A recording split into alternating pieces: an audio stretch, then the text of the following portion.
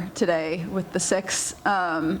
She's the only forward in the top 10 in a single season that you guys have. I guess just what allows her to be such a disruptor at, with the size and skill set that she has. Yeah, it's a unique combination that doesn't come along very often. Obviously, I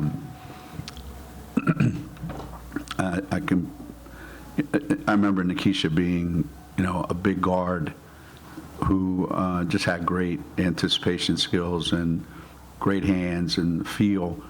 And Sarah has that on the ball, off the ball. I think she has a really good idea of where the ball's going, and she has tremendous confidence in herself. And it's not something that anyone's, can't take credit at UConn. Hey, we taught her how to do all this stuff.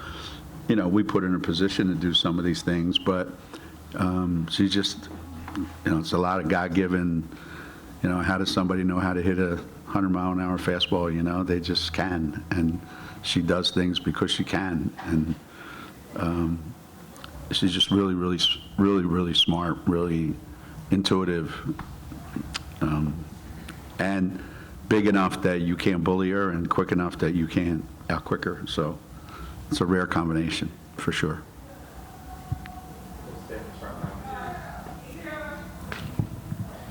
Coach, yesterday you talked about coincidence and trends in player production.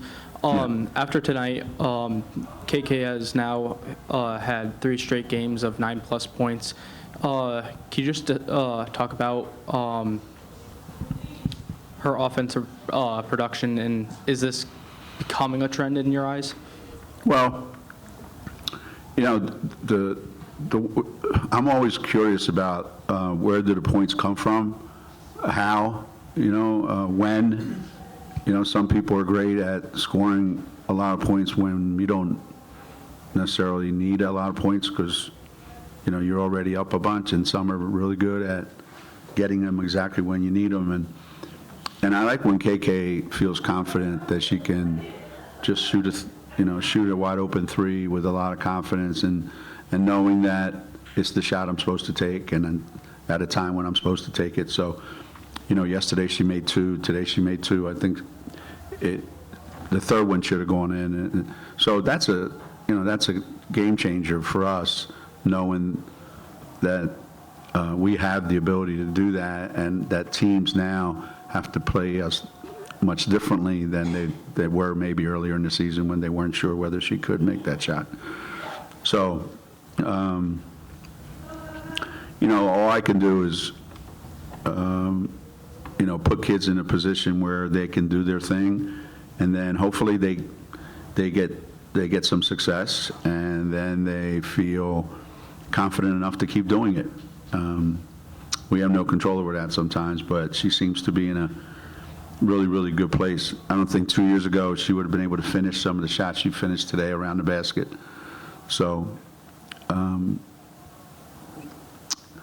she's made a good progression from freshman year to junior year, and that's what you hope for all your players. Geno, over here. Sarah Strong kind of hits every stat that you could have. When you first recruited her, was there one facet of her game that stood out, or was it just the fact that she did everything? Yeah, it was hard not to see the impact that she had on a stat sheet. But the thing that I was most taken by was how many things she saw on the basketball court that only some exceptional players would have the ability to see. There's an old basketball adage that Coach Bobby Knight used to talk about all the time when I was young. He said, you can teach players to look, but you can't teach them to see. And we got a lot of players in college basketball. You tell them to look for this, and they don't even know what you're talking about. And she sees things before they happen, and she knows things before they present themselves. And when you have someone like that, that's a God-given gift that automatically makes everybody on your team a better basketball player. And if you saw how many games they won with the team that she had, you would understand what I'm talking about. So her physical things, yeah, being able to, pass it and shoot it and dribble it and rebound the ball and steal it and all the other stuff. But I saw right away that she sees things that other people don't see. It's just I've had a couple of those, so when I first saw it, I knew exactly what I was looking at. I learned how to see. When I was, Hey, Geno. I'll ask you the similar question that I asked Daisy. Even if perception-wise, in the past, Paige took up a lot of the spotlight, whatever the team-wide contribution was basketball-wise, as a lot more people now in March start watching your team and the rest of women's college basketball, how different is this team from the last few? it's different in that we have more ways that we can play. We have more bodies that can contribute. And I think they maybe alluded to it also. Defensively, we're able to be more disruptive than we have been in maybe the last 10 years, given what we've been through. So it's a much different team than it was last year. I'm not of the opinion that we're better. We're different. So there is no, are we the same, are we better, are we worse? We're different, and we play a different style of play than we played last year. The results seem to be kind of sort of the same as they were last year, just a different way about going about it. And when we're on our game, we're as effective as we were last year at this time, for sure. We're going to stay in the front row for the last four. Geno, you've alluded to 10 years ago. Which of your teams, what's the best group defensively that you've had, and how close is this group to that? Well, times have changed significantly. We've been lucky, at UConn, we've had some great defensive teams that had a lot of pieces to it. The interesting thing about the game was played differently. Let's say,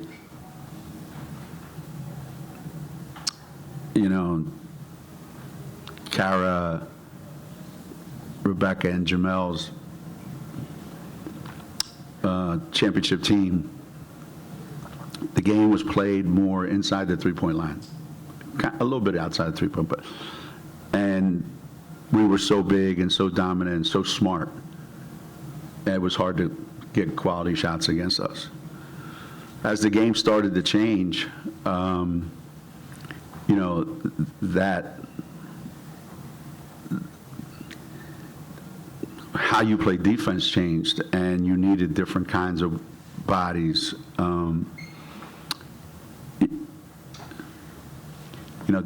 That Sue D. Swin team, we had a guard that could guard their centers, and our centers could guard their guards, so but we didn't have quite the depth. I would say the team that had it all was probably the Stewie, Stephanie Dolson. When we ran out that lineup of Stewie, Stephanie Dolson, Kia Stokes on the front line, it was hard for anybody to see the basket, much less get a basket. And I would say that team, with Bria Hartley, Kelly Farris, that may have been the hardest team to score on of any team that I've coached. But But if Renee and Tina were here, they would tell you that the Renee, Tina, Maya, Kalena Green, and Tiffany Hayes in that group. So we've been lucky that we've been able to put defensive teams out there that are what the time called for. Like that Rebecca team would be too slow in some ways to play at this level of basketball being played right now. And this team that we have right now, because we're so versatile, but for everything you get, you give up something, This team creates a lot of turnovers.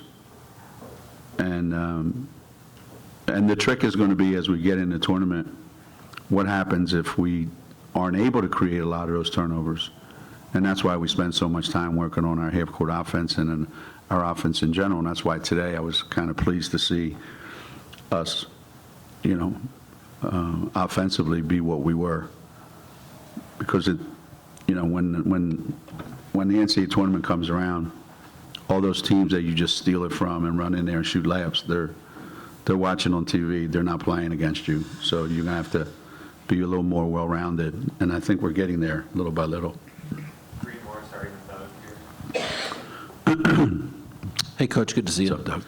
I know you love talking about streaks, so I'll ask you about not you guys, but I'm wondering if you're aware of what NYU's been doing lately with winning their 89th straight the other night and just put in perspective. I have. If I'm not mistaken, I think a kid that played on Sarah Strong's team is at NYU.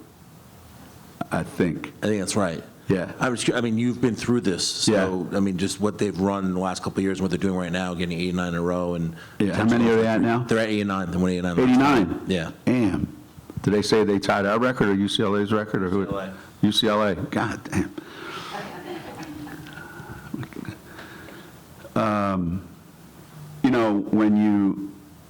When you do something that's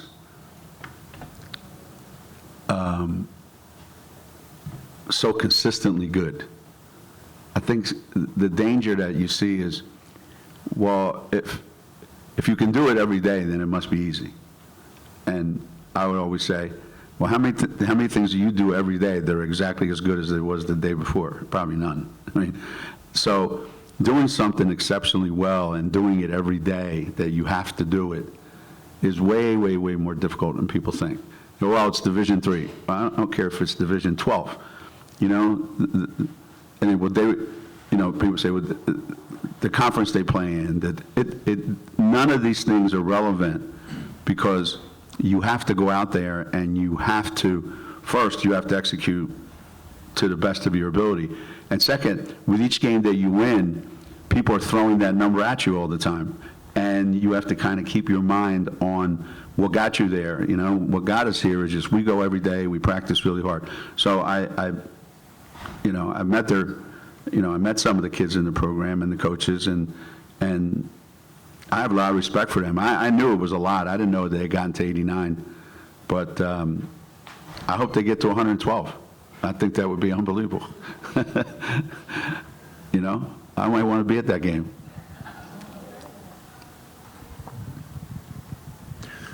Geno, a lot is made of your defense, but Jim Flannery was saying how in today's world there's a lot of one-on-one basketball, people attacking the rim, and you guys still do it the way you have been for a long time with great passing, unselfishness. Can you just talk about how good your offense is this year and how good it could be, with the personnel you have and the style you play? Yeah, well, I complain all the time that we don't play one-on-one basketball enough. I complain that we don't attack the basket enough, or you saw Sarah today be more aggressive, putting the ball on the floor and playing, because in the end, basketball is a game of one-on-one. It's I catch it, you're guarding me, and now I got to make a decision. Do I shoot it? Do I drive it? Do I pass it? And I think teams that just pass end up, having problems, and teams that can't pass have problems. So I've always thought that in order to get a good one-on-one situation, you have to be a great passing team. And so we spend, from the time I first got the job here at Connecticut, an inordinate amount of time passing and catching the ball and, moving without the ball. And I take great pride in how our teams have been consistently one of the leading assist teams in the country year after year after year after year. It's a tremendous sense of pride in our team that, Sarah can get 23 points on 11 shots, or AZ gets 16 on 10 shots. Around the country, you got guys taking 23 shots to get 11 points, and everybody goes gaga, because, the shots they make, and it's, I just think it's the way basketball should be played, and I'm fortunate that I can get the players to come here that want to play like that.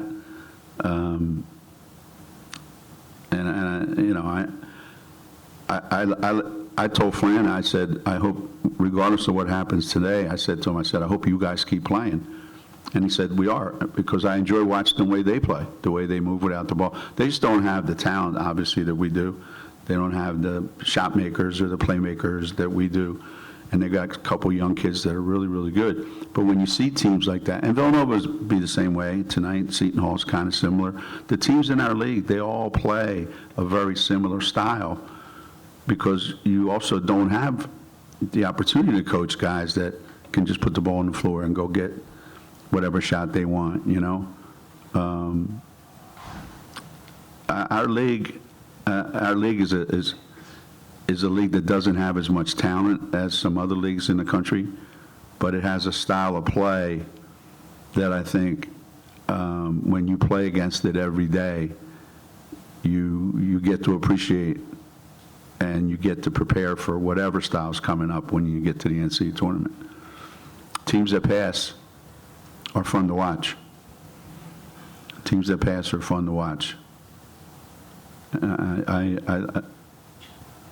think that's one of the reasons why we're so popular as a program. I think we just really value. We had 100 points today and we had 8 turnovers. We've had games this year where we had 100 turnovers and 8 points. It seemed like. That's what it felt like, anyway.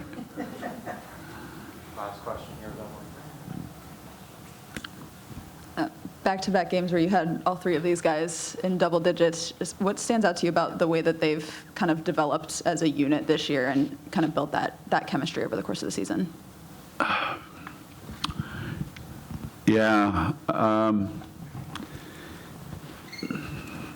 It's hard to say what you think is going to happen.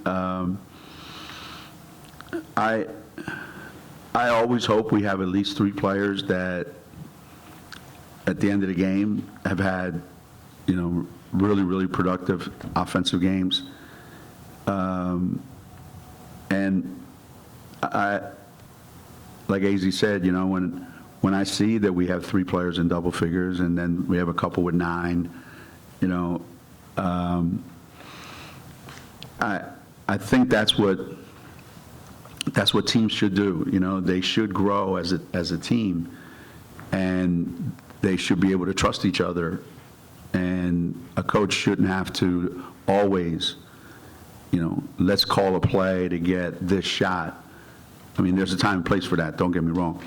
But as units start to become one instead of a group of 5 individuals, they become one. They have a sixth sense of what's coming next. Where's our next basket coming from? And those are the teams that are hard to play against. Teams where they're constantly looking over to the sideline for, coach, help me out here. What should I run? I think those teams, and we become that team sometimes, are not as hard to play against as the team you saw play today. Thank you, Coach. See you tomorrow. All righty, thank you.